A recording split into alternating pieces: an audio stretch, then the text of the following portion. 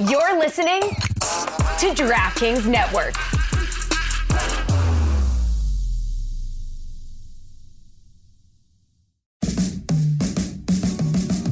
Welcome to the Big Suey, presented by DraftKings. Why are you listening to this show? The podcast that seems very similar to the other Dan Le Batard podcast. I'm sorry, I'm not going to apologize for that. In fact, the only difference seems to be this imaging. I have been tempted in restaurants just walking past tables to grab somebody's fries that if they're just there. That hasn't happened to you guys? I've done it. And now, here's the marching man to nowhere, Fat Face, and the habitual liar. Greg Cody was arguing yesterday how unfair it is to have to go to Philadelphia. I'm like, yeah, that's the reward Philadelphia gets, 3 games at home for making the playoffs. But for being better than you. For being better than you by even a half a game. And so that's the reward. We all know the stakes. That's how we're doing it. But I thought of that as an advantage, and then I thought, what was the greater advantage that I'd prefer to have if I was given my choice? You can have home field advantage, or you can go in as the lesser team. No, you're the lesser team, but I'm going to give you best of 3, which is maximum random, which is the Rangers will beat the Rays at home because whatever. Sometimes you get shut out. And Rangers are really good. Yeah, I know. I'm not, but they were bad the last half. It's a 2-game series. They were bad the last half of the season. My question to you, genuinely, Samson, is what's a greater advantage as a lesser team? To have a 3-game series that allows you to play on the randomness of I can win 2 of 3 against a better team than me, or just home field advantage? I'd rather be on the road for a 1-game playoff game, a 1-game playoff series. That's where the true random happens. Because in 1 game, anything can happen and you can beat anybody anywhere. To go on the road and win 2 out of 3 is a tough thing to do. So I'd rather, the reason why they made it this way is they needed to give an advantage and incentive for teams not to be average. Scott Boras came out after the expanded wild card and said now everybody's in a rush to the middle. And so what the compromise to the union was, all right, we're going to give the first round wild card no travel, easier for players, but you want to get home field advantage because you get all 3 games. And there's no other, I don't know of any example like that anywhere in any sport. And maybe I'm wrong, I could be wrong about soccer, where there could be an entire series and it's all in one park, a non-neutral park, no less. Mm-hmm. So I would much rather be on the road for 1 game, and I fought for that because I think the networks like it better. And I've spoken to Skipper about that. Elimination games, that's where it's at. Today's games are elimination games. There's 4 of them. Yesterday's were not. I would expect ratings and attendance to be better today because there's a possibility of teams going home. And then tomorrow, if there's a game 3, then that's like a game 7. David, I don't disagree, but it's unfair for a division winner to have a 1-game scenario with a wild card team. You can't do that to them. You just can't do it. 1 game is too random. So that's what owners said, Stugotz. They said that we're not going to play 162, we're not going to win our division, and then 24 hours later be eliminated. But this compromise is no better. The Brewers could be eliminated within 12 hours, and they will have been done. Won a division, and they're out in 2 games, if, in fact, the Diamondbacks with Zach Gallen, the former Marlin, can beat them. But there's no solution to that. There's always scenarios where you go through a regular season. What about football? You go through an entire grind of a season through 17 games, and then you lose 1 game in the first round of the playoffs, and you're home within that week. So that's part of sports. I always argued against that, but owners I couldn't forget 23 votes needed to have that happen. I couldn't even get 10 votes because owners wanted the opportunity to play more games after such a long season. I want to switch gears briefly before we get to your review and cover another local story, which was Jimmy Butler's media day appearance that the Heat socials had fun with. Then came a report from Michael Wallace, who used to be based out of Miami, was part of ESPN's Miami Heat beat before relocating to Memphis, where he said 98% of the Heat front office wasn't down with what Jimmy Butler did. It was a weird percentage, 98.9. Yeah. 17 of them. So that's he said that this isn't in line with Heat culture. It's not in line with Heat culture. It's to look at me. And I was curious what your thoughts are, because I'm pretty sure Pat Riley views that. and doesn't get it at all. But Jeremy and I were talking before the show that we actually think Jimmy Butler did the Miami Heat organization a big-time solid by taking all the attention and putting it on himself rather than their failings this postseason and offseason. Absolutely. I mean, him coming in and being Emo Jimmy during Media Day was a huge distraction from all of the other questions about Damian Lillard and Tyler Hero and Kyle Lowry not speaking and all of the other storylines that we could have been focused on. Instead, I was coming in and doing piano covers of emo songs. Yeah. So I've got secondhand information, which means it was not directly told to me, but directly told to me by someone who's a part of it. And I absolutely believe this person 100%. Jimmy Butler and the Heat, it's not a love affair by any stretch between the front office and Jimmy. Jimmy is a player who is, like many superstars, can be selfish and he plays by his own rules, and it can be frustrating to Pat and to others who are into discipline and into togetherness and into what goes here goes there. So I think they look at Jimmy, I think they think it's tired, but he's so good. And that's the problem. When you've got a player like Pudge Rodriguez, who's the biggest pain in the neck ever, and leaves your team in the middle of a year to say F you to our hitting coach, to go to his own hitting coach and then lies about it, and the players are having a hard time with him in the clubhouse, or a Hanley Ramirez, but then you win, it's pretty hard to argue. You don't have to love them off the court, but you love them on the court. And I think that's the case with Jimmy. I don't think there's a lot of love off the court, but boy, is he a special player on the court. Okay, but let's talk about some of the separation here, because I think it matters. 98.9 would be 9 out of 10 people in the Heat front office is what we're roughly doing. Jeremy's pretty plugged in. We know people in that organization. I think that's overestimating. It's a slightly high number. By quite a bit. I mean, especially considering everyone kind of had fun with it. Okay, but I'd go one step further, okay, because this is not hard to understand from any vantage point.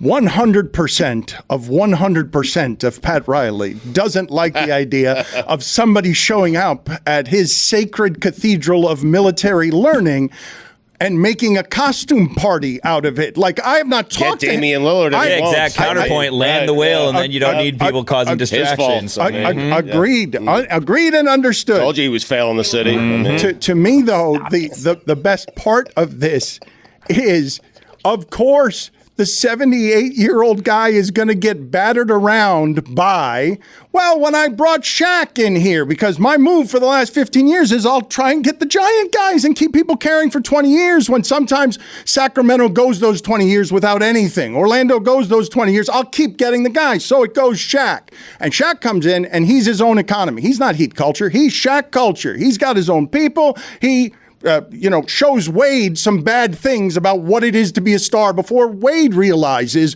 what it is to be a star. I'll bring you LeBron. I'll bring you Bosh. And then I'll get you Jimmy Butler. And at the end of this run for both of them, Jimmy Butler and Pat Riley, there's 2 generations of gulf between them and how they think about sports and what Media Day is supposed to mean. Like, of course, there's going to be conflict there. Are you arguing for the sanctity of Media Day, where they bank Mike. the entirety of hot seconds with Jax? I'm sure Riley didn't like Shaq's squirt gun either. Okay, just deal with it. Exactly. Agreed. Yes, of course. The stars rule. Why is he arriving with a squirt gun? I know, but Big truck. But you guys say yes, but of course the stars rule. And Lillard didn't, because the organizations have taken the power back. Can you explain why there is any hate toward Pat Riley and concern that he doesn't get the whale when all he does is get you guys these? All he did was get you rings as the most successful LeBron franchise did. next to the Warriors.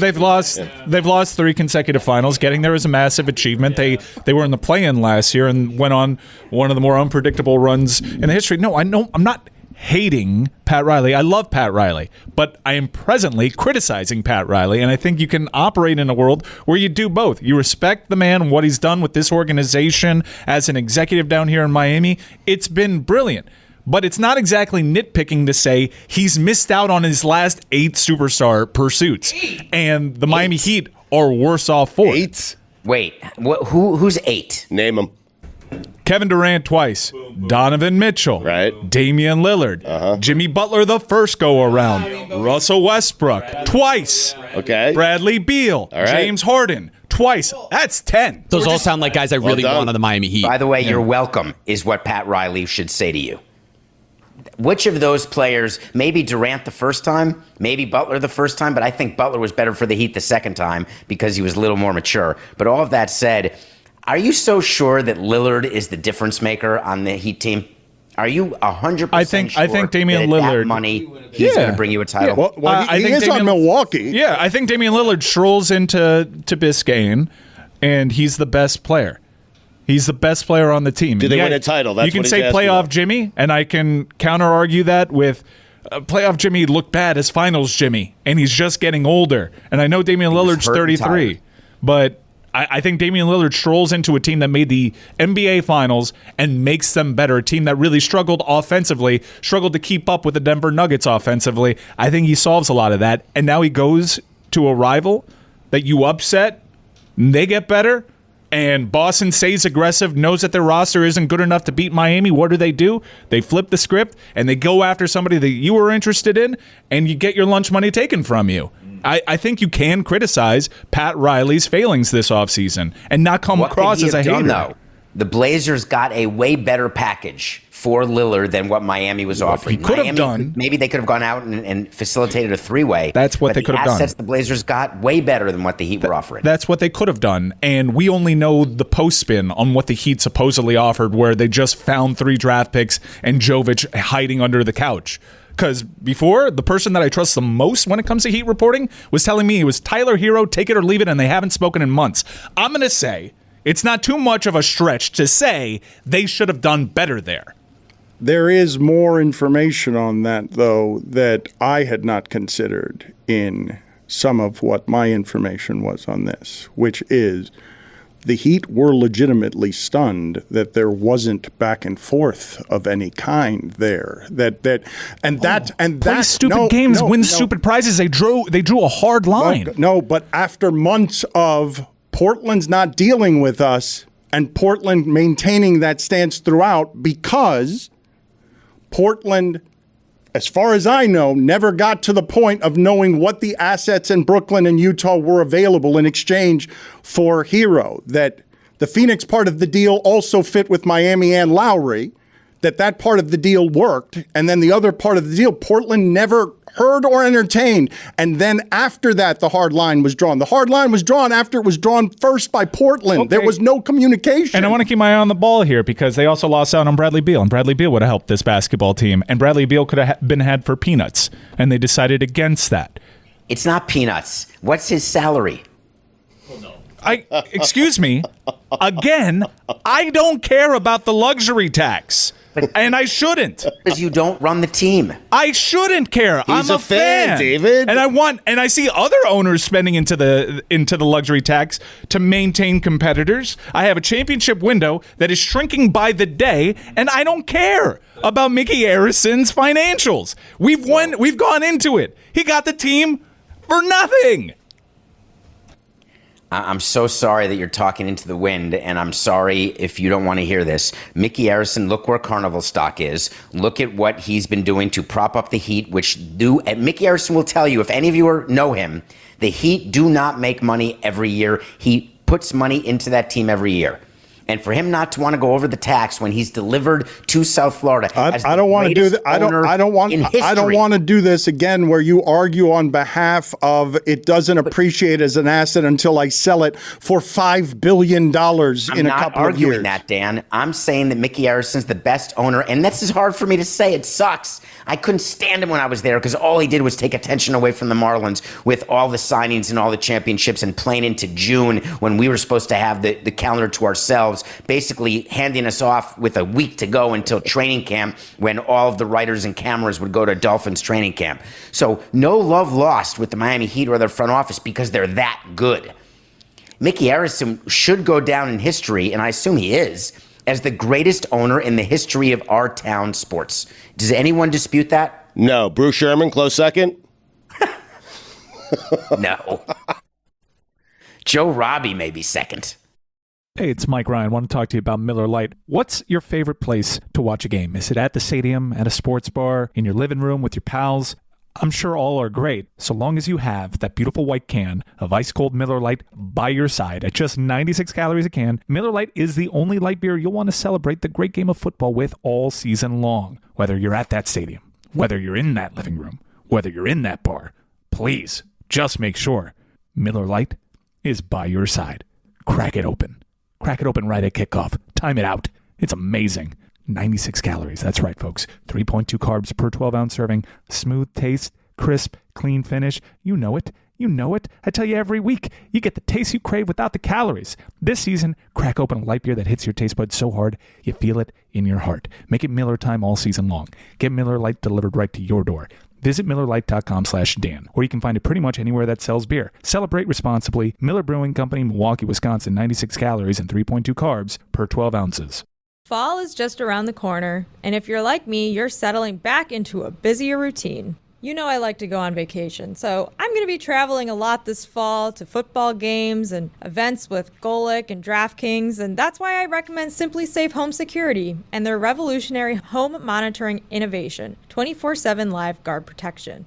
It's designed to help stop crime in real time. Now, if an intruder breaks into your home, Simply Safe professional monitoring agents can actually see, speak to, and deter them through Simply Safe's new Smart Alarm wireless indoor camera, warning them that police are on their way. The new Smart Alarm indoor camera is also the only indoor security camera that can trigger the alarm and instantly deter intruders with a built-in siren. Simply Safe was named the best home security system of 2023 by U.S. News & World Report.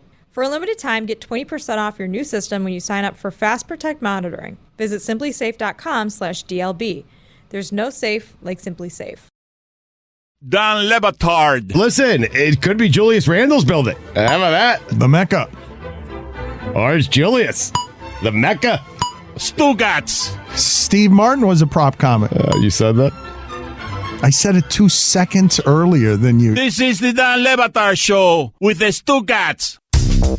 I do want to get to this complicated, interesting Trevor Bauer story because it is unlike anything I have ever seen in sports and anything I think I have ever seen in the way it divides people politically along lines I'm not even understanding, because if you side with Trevor Bauer before the recent accusations and you ride with his army of supporters because he was the brash guy who spoke freely before it was popular in baseball, to see some of what it is that's happened with him that is now being taken as a victory lap on behalf of I'm not sure what.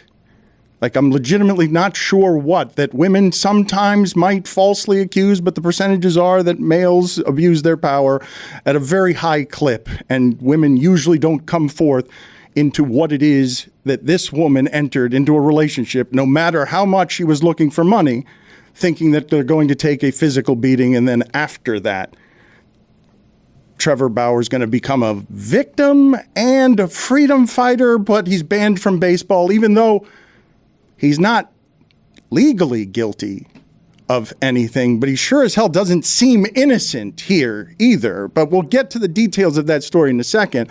I've been remiss because Billy, hell of a setup, has had 18 hours to enjoy Marlins playoff baseball, and it has one run, and it was super frustrating. Billy careened in here sideways 25 minutes into his day. Like his day, it's playoff baseball. He's been waiting through the heat. He had to listen to the Panthers be talked about. His team played a playoff game in an electric Philadelphia, and you got here 20 minutes late. I was told, because your priorities are screwed up, that you were dealing with family stuff. Yeah, I had a thing with my daughter. Seems pretty. Yeah. What? Well, it's playoff baseball, and the Marlins are in the playoffs. I get it, but I was like, I'm going to do a 3-hour broadcast later today. We're going to watch the game live, a watch along. So I thought, you know what? In exchange for these 3 hours, maybe it could be 20 minutes late. I ran it by the higher ups, and they just said, and that was that. Still get mocked on air. Yeah, well, That's what happens. How was everything with your daughter before? I want to go back to David Samson for a second because I do want to talk. I don't love the optics. I'm like Cody. I don't love the optics of talking about this story, and it's all dudes around here. But regardless, I wanted to start with where it is that How about his daughter? Is she okay? I mean, everyone's healthy and happy. Everything it's all good. Thank you for asking, Stugotz. Yeah, everything's good. Yeah. What a night of baseball, huh, Dan? Did you watch? Yes. Oh, okay. I know you like to watch the Rays sometimes, so I don't know if you were tired. They were after the earlier. Rays game. They were earlier. They were earlier. They didn't score. Baseball had your fill yesterday. I do. You got a combined 1 run in 18 innings of your teams? Not great.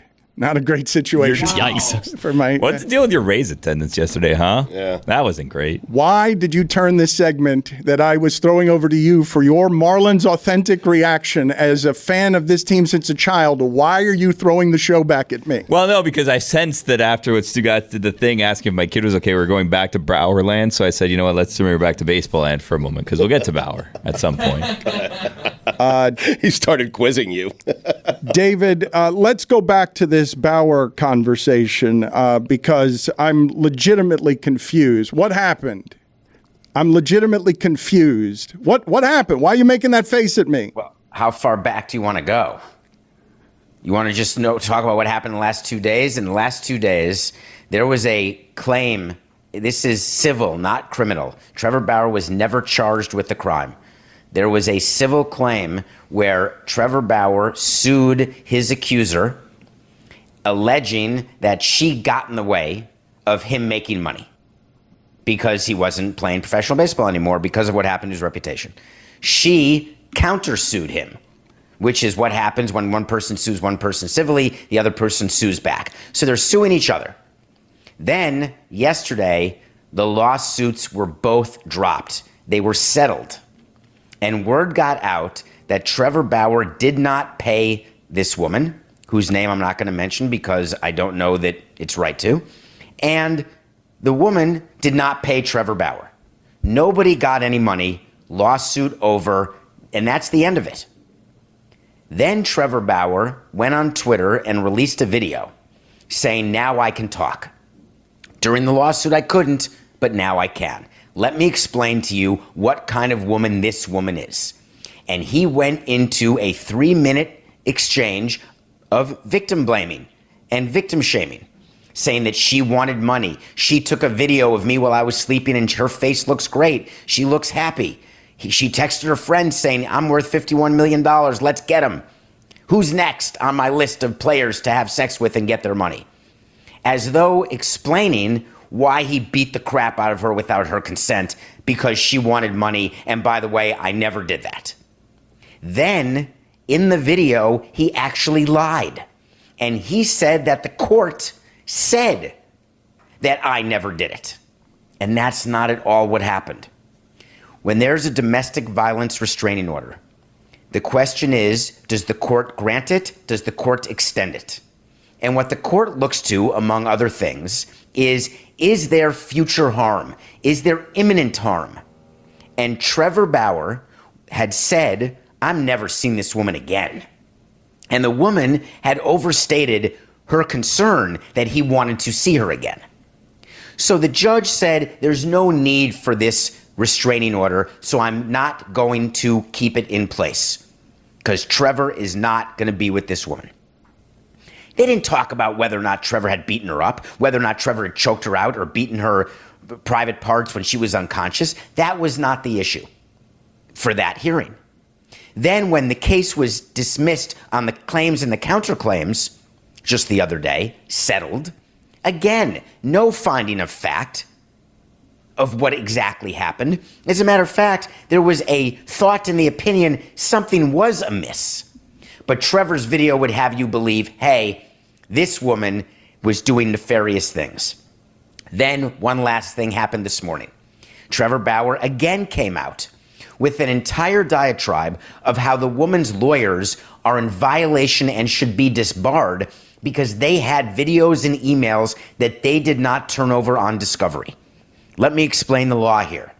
If you are found to have violated discovery rules, the judge, under all scenarios, can impose sanctions, can force discovery, can reopen cases, can go all the way up to disbarment. What Trevor Bauer is saying happened, if it did happen, it is a very, very big deal. But there is zero proof. It is merely him, along with his agents, trying to steer the narrative so that he can work in Major League Baseball again. You have said he would not. He will never again. And the thing that I want to talk to you about, because for the record, people should know, he's got at least 4 accusers. This is one of the stories. And while none of us know what is true in that situation except for 2 people, I don't know if even he were to somehow rehab the freedom to work because, in his words, he's been falsely accused and framed and what blackmailed, whatever it is that he is saying happened to him. The thing that gets him back into baseball as it relates to this story, if I tell you only, you have allegations that these are the bedroom habits of someone from 4 accusers, never mind legal, not legal, consent or anything. Can a major league team welcome any of that into its organization? Because it's a rare case, David, where I believe that someone who's got Cy Young type talent won't work again because baseball can't welcome somebody who the Dodgers signed only for a couple of years because he couldn't be trusted here because he was already careening toward a personality land that made people in baseball deeply uncomfortable before any of these allegations. It's one thing taking the ball from Terry Francona and whipping it into center field. It's another thing being on Twitter and being on social media and being outspoken and having your own sort of PR strategy. But when it comes to domestic violence, that's a whole different level of not acceptable. Now, there are players who get accused, who serve their time, and who get another chance, like Marcell Ozuna, our old friend Marcell Ozuna. And there's some players who don't get another chance, like I suspect Domingo Germán will not get another chance, and Julio Urias is likely not. Maybe not even Wander Franco, though that wasn't domestic violence. The question is how do you do the press conference? How do you announce the signing of Trevor Bauer? How do you explain to your fans that you're okay with this? The problem I have with that scenario is, as an employer, I don't want to dictate my employees' kinks. I don't want to say what is acceptable or what is not acceptable in the bedroom. I want to draw a line where here's what's not acceptable: doing anything without full and continued consent. That's it. With full consent that continues and is never brought into question, I don't want to dictate what my players or what my employees do in the bedroom because God knows that's not the business I want to be in. But if there's a question of consent, it doesn't matter anymore. Game over. I don't want that person around. I don't know genuinely what to do with the macro on this, though, where a segment of America rallies behind Trevor Bauer on something. Disgusting. Well, but can you explain it to me? Because yes. Okay, go ahead. Because there are men who feel, and I get this, just like, I'm not comparing, but for those of us who live with the red light on, we live right now saying you better be careful what you say because at any moment you could be, quote unquote, canceled. And so it informs us as we try to keep our brains ahead of our mouths with the microphone. When it comes to the situation of the Me Too movement, where women are empowered and women are speaking out and women are actually trying to say it's not okay what men are doing to us. There are men who are threatened by that because that is their modus operandi. They use sex, they use power, they use money to get control. And it happens in relationships, it happens in workplaces, it happens everywhere. And when that foundation gets rocked, that really is jarring to people. To men. It's crazy, David. It really is crazy to me, David. It really is that the threat to male power would be so strong that you would try and wrap yourself in the low percentage of false allegations so that you could believe that men could keep the power to what? To allegedly beat up a woman during sex and go with the new scandal proofing propaganda of I'm an innocent man. I'm not guilty of anything here. Someone's trying to take advantage of me, my money, my career, and look, here's the proof, and that gives me the right physically to have violent sex and have a defense we haven't heard before. The rough sex ability to protect yourself against allegations that you're someone who's physically violent. I actually don't think it's about the rough sex as much. It's people are defending Bauer actually because they want to just keep power however they define it personally, not just for the rough sex part of it. It's to make sure that they maintain control in every situation, in every scenario over women. So anytime they can back Bauer, they're going to. David, we did not have time after that subject matter to get to your movie review. So if you want, he does it on Nothing Personal every day. Every day he watches a movie. There is a movie review there. Thank you, David. We'll talk to you next week. In football, the fourth quarter is where the magic happens. It's where games are won, where champions are made. And in business, it's where sales teams become legends. That's why HubSpot built Sales Hub to give sales reps the deal-making tools they need to win their Q4. Sales Hub's prospecting workspace organizes your schedule, goals, and to-do list in one place to save your team precious fourth quarter time. And Smart Sequences helps sales reps close deals faster than ever. So, get ready to dominate Q4 with Sales Hub. Learn more at hubspot.com/sales. Don Le Batard. Do me a favor, Chris. Look up Gerald McCoy's IMDb and let's see how many stats Stugotz gets right about what Gerald McCoy is. IMDb, yeah. Look, he was in movies? Look, I'm going to check it out. Check out Gerald McCoy's IMDb. His Pro Football Focus grade. Stugotz. Okay, so I'm on Gerald McCoy's IMDb. There was an acting credit in which he played Gerald McCoy in The League, which was a popular show on FX. Then he played himself on The Dan Patrick Show in episode 12.4, 2018, and also something called The Game Day Commute. He played himself. Archive footage, he was featured once on Rome is Burning. I mean, look at that. This is the Don Le Batard Show with the Stugotz. Billy, I like that sign behind you says we have gone one day without talking about a certain someone, but I think we should change that certain someone now to Taylor Swift. Days without talking about Taylor Swift, because her bringing yet more fans to football allows us all to arrive. The writers are no longer striking. We've arrived at the content game being mastered by the Kelceys. The Kelce family has propelled this tight end into superstardom, and he speaks on behalf of America so much, Mr. Pfizer does. He has brought so much fame and attention to the sport that we thought didn't need any more fame and attention. They've got a documentary on Amazon. He's in every commercial. Aaron Rodgers getting his league stolen from him by Mr. Pfizer. They, the Kelce brothers, have now filed this complaint on their world's most popular podcast. Jason and Travis Kelce have called out the NFL and NBC, speaking on behalf of America, for going overboard on Taylor Swift coverage. That's so great. That's the end of the content game right there. Well played. Where they can get the content on their number one podcast complaining about, oh, come on, Swift people, Swifties who are making us so popular. The Chiefs and the Jets Sunday night was the most watched show on network TV since the Super Bowl.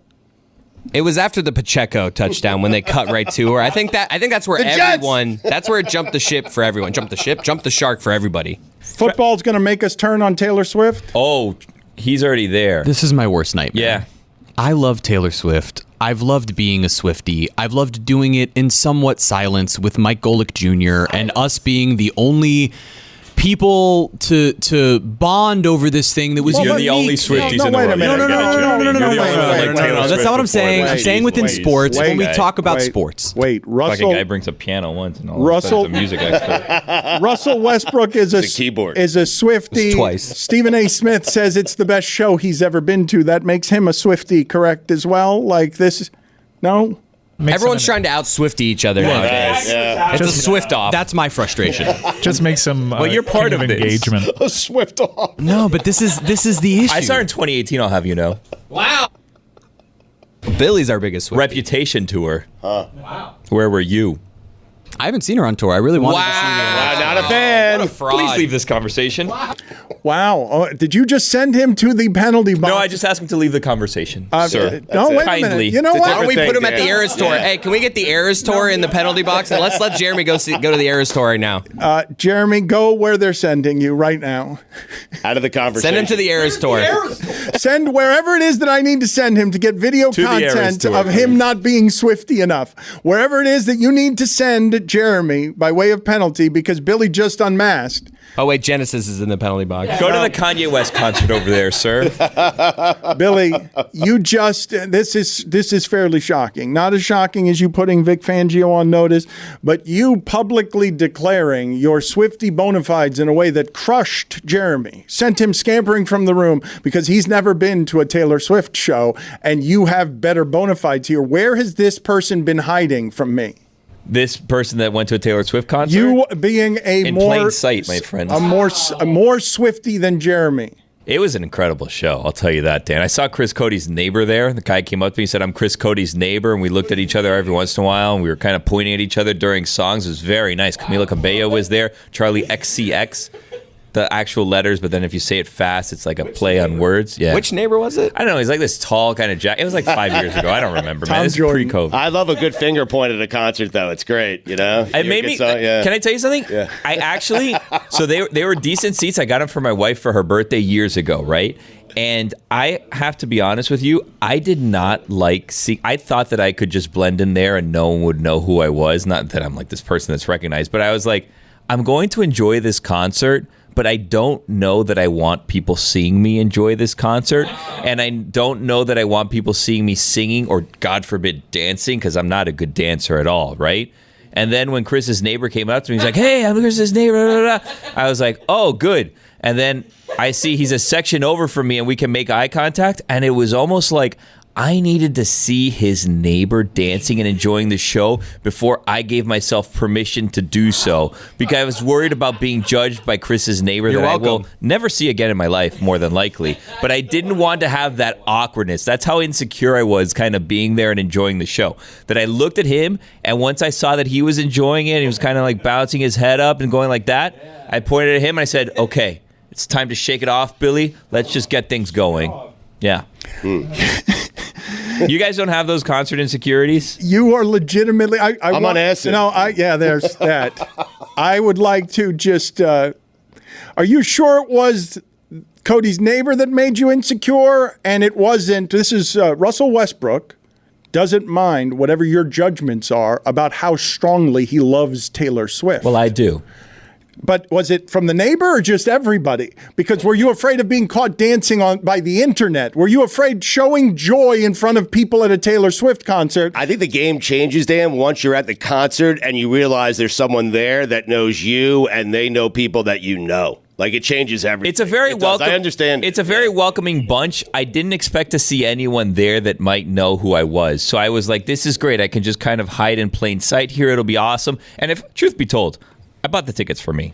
I said that I bought them for my wife for her birthday, and I did give them to her for her birthday. I bought it because I wanted to go to that concert. So wait a minute. Yeah. So you're a little bit ashamed of this, and it's just now you're being unmasked now, but you volunteered it. You kicked Jeremy out. Jeremy's clearly at the Eras Tour right now, too. No, but this is the first ever Billy kicks someone out of the conversation because now he wants to get on the bandwagon late when you could have been before anybody. You were before anybody here. Well, I mean, it's not fun when everybody else joins the thing that you like. You know what I mean? So I was like, I just will kind of enjoy it privately. I was kind of upset. I don't like this new popularity, this new thing that the tickets were hard to get. I had myself, my wife, and I even had my dad sign into like the pre-sales for like the Miami thing. We didn't get them. Didn't get them, of course. But I've been told to be patient. That what ends up happening, and I don't know why I'm saying this on the air because it will not benefit me in any way. I've been told that what happens for the Taylor Swift concerts is a week before they re-release a bunch of tickets that were like kind of on hold for like promotional things or whatever, and you could get them at face value if you're just patient to let some people on the waiting list know. So I'm there on the waiting list. We'll see what happens, Dan. You want to go if I get tickets? It is the toughest ticket anywhere in Nevermind Sports and entertainment. Jeremy's enjoying this way too much, this punishment. Plus Genesis is in there. Who's next? Can I go? Okay, yes. Genesis is here until... Is she stepping on someone? That's how she mashes. That's what she does, She's Billy. mashing people. Who is it? Carmen. We have here, though, Billy, you just said something. You said, I don't want to say this on air because it doesn't benefit me in any way. Oh, there's so many things like that. I don't know if you guys are like that. I try to think of what are beneficial secrets to keep to myself. Like today when I was driving in, I know exactly the perfect way to take the Palmetto and the 836 to get here, down to the lane and when to switch lanes. I know the perfect route, but I don't want to publicize that because then people will take my lanes and know when it is that I switch out of said lanes, and then those lanes will get clogged, and I will lose my essential express pass that I have. I know what you're doing. So you have everyone on your exact same route. No, they're not. At the moment, they're not on my route. But I'm saying if you take... This is very popular. You think somebody's going to get off 3 exits early just because Billy has a good route? If he gives them the shortcuts, then everyone else goes the same way. That's it. If I tell them what... No, it's not the Elser. It's when you take... The 836 is very popular, and so is the Palmetto. I will not be shamed for saying that. But I know which lane to be at when you're passing Marlins Park. I know which lane to be at while you're passing the airport. I know which lane to pass when you're passing that weird thing on 57th Avenue where all of a sudden the streets switch sides for some reason. And people forget how to drive. Bold prediction, it's the left lane. No. It's the right lane. Shut up! It's the right lane where people are turning in. Mouth. He goes over and flies. Enough talking out of... Tony, join him in the Eras Tour right now. Tony, to the Eras Tour. Conversation. I don't like Taylor Swift. Eras Tour right now. This is your punishment. Go to the Eras Tour. Tony, the hell is wrong with this Tony, guy? out. And I saw something. Incredible. Tony, Eras Tour. Tony, out. Inmediatamente. It's the cheapest you'll ever get there, Tony. You guys missed, now that we're just unmasking Billy, you do shut your stupid pretty mouth, Tony. You do shut that. But I was trying to segue because you're not helpful at all to anybody, including the show. When you because offer, I keep my helpful secrets to myself. Yes, you offer traffic advice locally when we're not in the local hour anymore. And I'm trying. He's not offering it. No, he's not. And I'm trying to get to Chris Cody because he actually has something that would be helpful to the audience. Because you said I have so many secrets that I don't want to share because they'd be too helpful with the audience. Too helpful to the audience. Right. Chris Cody has a genuine. He's going to help the audience here not be surprised later in the day unless you listen to this podcast at night. I have no idea what you said up there. 2:20 today. There's a text coming. Are you kidding? At 2:20 today. It was your topic. At 2:20. I thought you made were a big going deal to about another thing. I was like, I got one helpful Dolphins thing here if you need that. That was amazing. It wasn't the best setup, granted, but I mean, it's your thing, Chris. I just want to warn America at 2:20 Eastern today. No, wait. I want to show people. God, I was scared there. I want to show people. Just wait till 2:20. I want to let people see behind the curtain on what. Thank God I'm wearing glasses because I was scared there. Okay.